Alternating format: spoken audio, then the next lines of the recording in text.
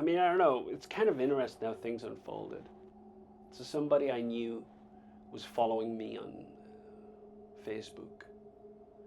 Basically, they saw that, you know, I was friends with Zoe, and you know, things were happening or something was going on, and we met for coffee.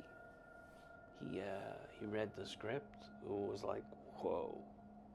He goes, I just love it. He goes, we sat for hours one day talking about it, and you know, I explained a couple of things, and obviously it was a TV pilot, and you know, I had a lot of other ideas surrounding the original concept that, if need be, could be turned into, you know, a full-length feature. But I kind of always saw it as the, you know, once I'd written it, I looked at it, and I kind of always saw it as like a TV series, you know. He read it. He said, "Look, I helped produce a couple of movies in the past, and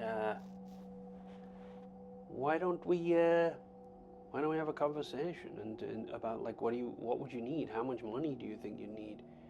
And we came up with a number, because I said, "Look, if we can shoot the TV pilot for cheap, then we can present it, maybe show it at some festivals, things like that, and draw people in." And he was like, "Okay, let's see what I can come up with." Initially, there was a number brought up, and I was like, "Wow, okay, I could do it for that." You know, there was a bunch of people I knew who were like, you know, some of them actors, artists, etc., etc. People I'd known for years, like James Fox, who wrote the theme to Moonbrook Falls. You know, I've known these people for a long time, on and off. They've come in and out of my life, and James had just come back into my life. It was weird. Like, all these people just started to come back into my life on a level that it was just surreal. It was like everywhere I turned, it was like, "Hey, Simon, you know, how you doing? But I haven't seen you in a while. What's going on?" I'm like, "Well, you know, tell them some of the story. This is where we're at." One thing led to another. People like Barbara Sicaranza came on board, James Lorenz, and they knew people, and they introduced me to Dominic Maurizio. And then Dominic was like, "I know these kids, that would be fantastic for these parts." And it was really quite quick.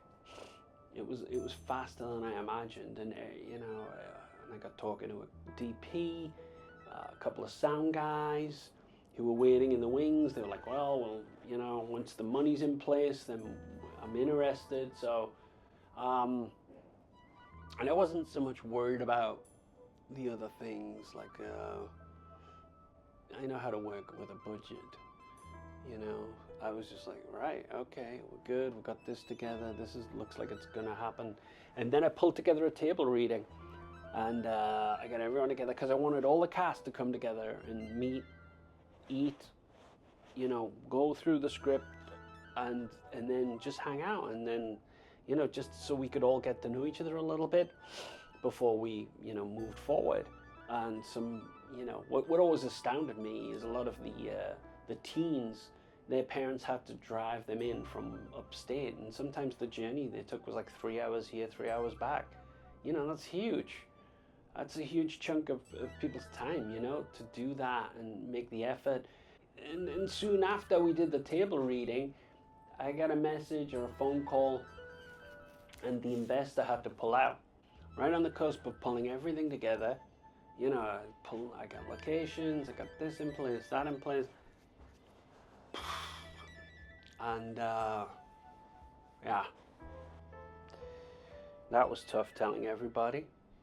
You know, for 2 days I was angry. What are you gonna do? I mean, but that's the point being is, like, I think it's like you reach a certain point in your life, and you can kick and scream and fight and get pissed off at things that don't happen for you or work for you, or you can just think, well, you know what, fuck it, I'm powerless over everything that's going on around me. I'm powerless over a person's thoughts and actions.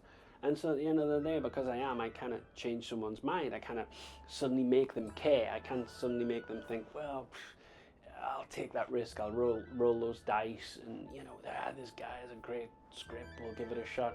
No.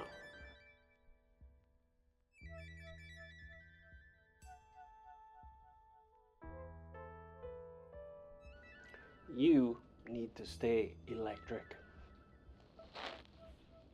Okay? Just telling you. Now we're gonna go cook dinner. All right. I think it's pasta tonight.